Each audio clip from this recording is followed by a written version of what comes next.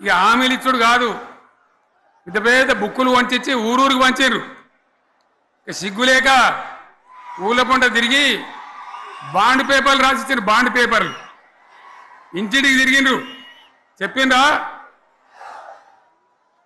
చాలా మంది అడిగిండ్రు. మరి మీరు అడ్డగోలు చెప్తున్నారు, అడ్డం పొడుగు చెప్తున్నారు, ఎటువంటి అంటే చెప్తున్నారు, యాడికెళ్ళి ఇస్తారా భయ అని అడిగిండ్రు. పేపర్ వాళ్ళు అడిగిండ్రు. ఇప్పుడు ఆర్థిక మంత్రి ఉన్నాయన టీవీలలో చెప్పిండు, ఆయన ఇస్తాం, చేసి చూపిస్తాం, మాది పేద పార్టీ, 120 ఏళ్ళ అనుభవం ఉన్న పార్టీ, మమ్మల్ని మించిన సిపాయిలు లేరు అని ఒకటి జబ్బలు తెరిచే, ఒకటి మెడలు తెరిచే డైలాగుల మీద డైలాగులు కొట్టి మేము ఇచ్చేస్తామన్నారు. ఇచ్చిండ్రా? ఇయ్యలే. రుణమాఫీ చేయలే. మధ్యలో పార్లమెంట్ ఎలక్షన్ వచ్చినాయి. అప్పుడు నాకు కాలు ఇరిగింది. కుంటుకుంటున్నాం మెంటుకుంటున్నాం, మళ్ళీ నేను బయలుదేరిన. ఆ దెబ్బకి ఏం చేసిండ్రు? తెలంగాణలో ఎన్ని దేవుళ్ళు ఉన్నాయో అన్ని దేవుళ్ళ మీద ఒట్లు పెట్టుకున్నారు. పెట్టిండ్రా? బహిరంగ సభలలో ఆడిడ కూడా కాదు. ఇన్ని మాటలు చెప్పి ప్రజల్ని ఏమార్చింది.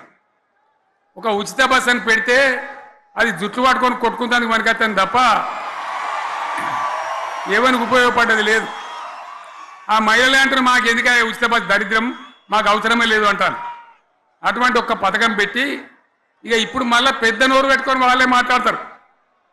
అంటే అంటే మాట్లాడతారు, అబద్ధాలు చెప్తారు. మాట్లాడితే బీఆర్ఎస్ వాళ్ళ మీద నింద, మాట్లాడితే కేసీఆర్ మీద నింద.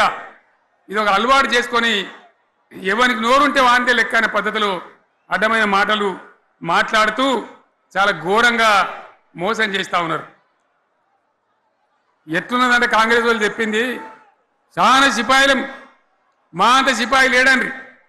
లేదంటే జనం నమ్మితిమి, ఆశపడ్డాం కదా, నమ్మి బోల్తా పడ్డాం కదా, గల్లంత అయినాం కదా. ఒక ఊళ్ళే మొలక నాట్లేసే టైం వస్తే అలుకుడు చేస్తాను, బట్టలుతాను. మొలకకు అలుకుడు చేస్తాం కదా, తుకాలు పోయేమా. పెద్ద మొగోడని ఒకరిని పిలిచిరట. మొగోడని మొలకలుస్తానికి పిలిస్తే ఎలక పిల్లని చూసి ఎలంకర పడ్డాడు.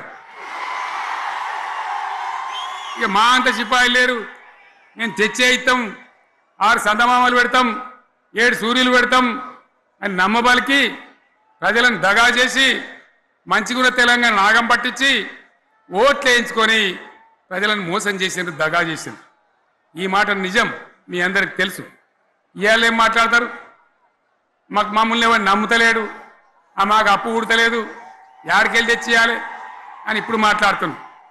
అప్పుడేమో మాకు అపారమైన అనుభవం ఉంది, మేము చేస్తామన్నారు. ఒక్క మాట చెప్తున్నా మిత్రులారా, ఇక్కడ నోళ్ళం మనమే కాదు, నా ప్రసంగం టీవీలలో వినేటువంటి కోటాను కోట్ల మందికి కూడా నేను మనవి చేస్తా ఉన్నా. ఇంత మోసం ఉంటుందా? ఇంత దగా ఉంటుందా? ఓట్లయితే రాని అవతల పడదామని ముచ్చట్నా? ఎంతవరకు ఇది కరెక్టు? తెలంగాణ ఎంత మంచిగా పోయేది, ఇప్పుడు బొందలు పడగొట్టినరా? ఎంత ఘోరమైనటువంటి ఫలితం మనం చూస్తున్నాం. ఇవాళ ఏం జరుగుతూ ఉంది? మళ్ళీ అన్ని మోపైనాయి.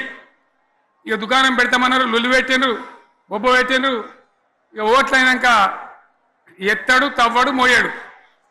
బాయి పడతాం జోరుగా చెప్తే 6 నెలల ఏమయ్యారంటే ఇక ఆయనతో రేపు అవుతుంది, ఎల్లుండి అవుతుంది, సంక్రాంతికి అవుతుంది, దీపావళికి అవుతుంది, మార్చి 31కి అవుతుంది. మార్చి 31 లేదు, మన్ను లేదు, ఏది కూడా చేసింది లేదు. మొత్తం ఆర్థిక పరిస్థితిని దెబ్బతీసింది. తెలివి తక్కువ పనితోని, అవివేకం వల్ల, అజ్ఞానం వల్ల పరిపాలన చేయరాక సర్వనాశనం చేసింది. రాష్ట్ర ఆర్థిక పరిస్థితి ఎంత మంచిగా ఉండే, ఎంత బాగా పోతా ఉండే. మేము కష్టపడి కడుపు కట్టుకొని నోరు కట్టుకొని సంవత్సరానికి 10 నుంచి 15 వేల కోట్ల ఆదాయం పెంచినాం. అనేక రివ్యూ మీటింగులు చేసినాం. ఎంత బాగా తీసుకొని పోయినాం, తెలంగాణను ఎట్లా తయారు చేసినాం, ఆ విధంగా తీసుకొని పోయినాం. ఇవాళ ఒక్క మాట మీరు అందరూ ఆలోచన చేయాలి. ఇక్కడ ఉన్న వాళ్ళు కానీ నా మనసు బాధ అవుతుంది, నా మనసు కాలుతుంది, ఇబ్బంది అవుతుంది. నా కళ్ళ ముందటనే తెలంగాణ ఇట్లా కావడం నాకు దుఃఖం కలిగిస్తూ ఉంది.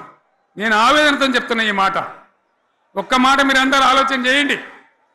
తెలంగాణలో భూముల ధరలు ఎట్లుండే? కేసీఆర్ ముఖ్యమంత్రి ఉన్నప్పుడు, బీఆర్ఎస్ రాజ్యం చేసినప్పుడు భూముల ధరలు ఎట్లుండే? ఆనాడు కొనేటోళ్ళు ఎక్కువ ఉండిరి, అమ్మేటోళ్ళు తక్కువ ఉండిరి. ఇవాళ ఆపతికి అమ్ముకుందామంటే భూములు కొనేటోడు ఉన్నాడా? అడుగుతురా భూముల ధరలు ఎక్కడికి పోయినాయి? ఎవరికన్నా 5 ఎకరాలు డాంబర్ రోడ్ పక్కకుంటే నేను 5 కోట్ల మనిషిని, నేను కోటీశ్వరుని ధైర్యంలో రైతులు ఉండ్రి. ఇవాళ అడిగేటోడు ఉన్నాడా? ఉన్నదా? ఒక్కటే ఏడాదిలో గింత గల్లంత అవుతుందా? కేసీఆర్ పక్కకు పోగానే ఇంత ఆగమవుతుందా? ఇంకో మాట నేను అడుగుతా ఉన్నా, కరెంటును 35 ఏళ్ళు బాధపడ్డాం. నా బావి కాడ కూడా మోటార్లు కాలని. బీఆర్ఎస్ వచ్చినాక, నేను ముఖ్యమంత్రి అయినాక ఒక్కటే ఏడాది బావుల దాన్ని చక్కగా చేసి 24 గంటల కరెంట్ ఇయ్యలే, నడవలే. రెప్పపాటు కూడా కరెంటు పోకుండా 24 గంటల కరెంటు తేలేదా? మరి మా అంత సిపాయి లేరంటే కేసీఆర్ మంచిగా ఇచ్చిన కరెంటు మీకెందుకు ఇయ్యే శాతం అయితే లేదు అని చెప్పి నేను అడుగుతా ఉన్నా. తెలంగాణ ప్రజల పక్షాన్ని అడుగుతా ఉన్నా. ఎందుకు ఇలా ప్రజల గోస ఉంచుకుంటా ఉన్నారు? మళ్ళా మోటార్లు కాలుతున్నాయి, ట్రాన్స్ఫార్మర్లు కాలుతున్నాయి, లంచాలు పెరుగుతున్నాయి. అది శాతం అయితే లేదా? మళ్ళీ ఇలా తెలంగాణ పోవన్నా మోటార్ పెట్టడానికి? ఏం దౌర్భాగ్యం ఇది! ఎటువంటి శని నెత్తి మీద పెట్టుకున్నాం మనం. మీరందరూ ఆలోచన చేయాలి. భూముల ధరలు ఎటుపోయినాయి, కరెంట్ ఎక్కడ ఎవడెత్తుకపోయా? మిషన్ భగీరథ అసెంబ్లీలో నిలబడి ఛాలెంజ్ చేసిన నేను. 5 ఏళ్ల లోపల ప్రతి ఇంట్లో నల్లా పెట్టి నీళ్ళు ఇవ్వకపోతే మళ్ళా ఎలక్షన్ల పార్టీ మేము నిలవడం, ఓట్లు అడగము అని చెప్పిన నేను. ఎవరు చెప్పాలి? దమ్మున్నోడే చెప్పాలి. చేసి చూపించినాం, నడిపించినాం. ప్రతి ఇంట్లో నల్లా పెట్టినాం. కృష్ణా గోదావరి నీళ్లు తెచ్చి ప్రతి ఇంటి ముందర దుంకిచ్చినాం. అది మీరందరూ దానికి సాక్ష్యం. ఇలాగా మంచినీళ్ళు కట్నే ఇల్లు పెట్టినపోయి ఉన్న పథకం కేసీఆర్ ఆయమల్ని అయిపోయింది. ఇంకా మంచినీళ్ళు కూడా ఇయ్యే శాతం అయితే లేదా? మేము ఇంత సిపాయిలం అంత సిపాయిలం అని ఎగిరెగిరి దుంకితే మాట్లాడితే మంచినీళ్ళు ఇచ్చే కూడా శాతం అయితే లేదా? మంచినీళ్ళు పోతాయి, కరెంటు పోతుంది, వడ్లు కొనే దిక్కు లేదు. వడ్లు కొంటాను రా, కళ్ళాల కాడ 15 రోజులు వడ్లు కొనే దిక్కు లేదు, అడిగే దిక్కు లేదు. సర్కారు కొనకపోతే దిక్కుమాలని దేవుడా అని ప్రైవేట్ మిల్లర్లకు అమ్ముకుంటున్నాం. మళ్ళీ అక్కడ దళారీలు, అక్కడ దోపిడీ, మళ్ళా రైతాంగం దోపిడీకి గురవుతున్నది. మళ్ళా 2014 కంటే ముందటి పరిస్థితులు వస్తూ ఉన్నాయి. ఆ విధంగా ఎందుకు జరుగుతూ ఉంది? ఇది ఎవరి అసమర్థత? కాంగ్రెస్ ప్రభుత్వం యొక్క అసమర్థత కాదా? ఈ కాంగ్రెస్ కాటేయడం కాదా? నేను ఒక్కటే మాట మిమ్మల్ని కోరుతా ఉన్నా, ప్రజలకు నేను అడుగుతా ఉన్నా. పేదలు గుడిసెలు వేసుకుంటారు, ప్రభుత్వ జాగాలలో పాపం తెలిసి తెలియక కొన్ని వేసుకుంటారు. బీఆర్ఎస్ గవర్నమెంట్లో హైదరాబాద్తో సహా, వరంగల్తో సహా అనేక పట్టణాలలో, అనేక ప్రాంతాలలో రాష్ట్ర వ్యాప్తంగా లక్షలాది మందికి మేము పట్టాలు ఇచ్చినాం. బుల్డోజర్లు పెట్టి, జేసీబీలు పెట్టి మేము చెరువులలో పూడికెళ్ళి తీస్తే వీళ్ళేమో హైడ్రా అని మన బొందా అని పెట్టి పేదల ఇండ్లు కూడా కొడతా ఉన్నారు. ఆనాడు చెరువు పూడికెళ్ళి తీసిన బుల్డోజర్లు ఇలా పేదల ఇండ్లు కూడా కొడతా ఉన్నాయి. ఇవన్నీ మనం చూస్తూ ఉన్నాం. చూసి మౌనంగా ఉందామా, కొట్లాడదామా, ఏం చేద్దాం అనేది మనం ఆలోచించే సమయం వచ్చింది.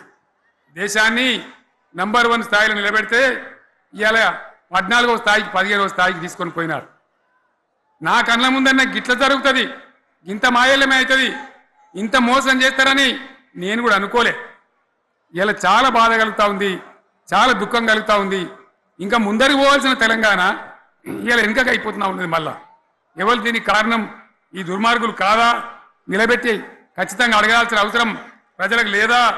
అడగాలి. ఎందుకోసం? టైం ఇవ్వాలని మేము కూడా టైం ఇచ్చినాం. ఏమంటారు? మీకేసినట్టు మాకేసినరా ఓట్లు, మాకు ఏడాదిన టైం ఇయ్యరా, ఏడాదిన అర్థమైన టైం ఇయ్యరా, మీకు కన్నేరురా అని అంటారు. కాబట్టి నేను నోరు తెరవలే, బయటికి రాలే. కృష్ణా జలాల మీద గడబడి జరిగితే ఒక్కసారి అక్కడ నాయకులు తీరకపోతే నల్లగొండలో పోయి ఒక గర్జన చేసి వచ్చినా కానీ నేను ఎక్కడ బయటికి రాలే, మాట్లాడలే. కానీ ఏడాది అర్థం అయిపోయింది, ఇంకేం పాడైంది? పువ్వు పుట్టంగానే పరిమళిస్తుంది అన్నట్టు ప్రభుత్వం కథ తెలియదా? ఇంకేమున్నా వీళ్ళకి టైం ఎక్కడిది? వీళ్ళు ఏం చేస్తారు? చివరి 6 నెలలు అయితే ఎలక్షన్ అయినాయి.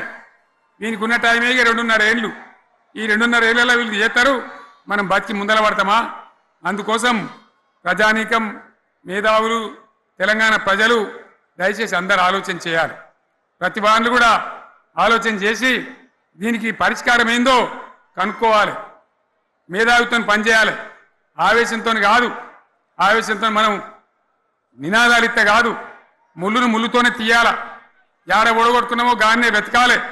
ఎక్కడ జారిపోయిందో ఆన్నే మళ్ళీ దొరకబట్టాలి.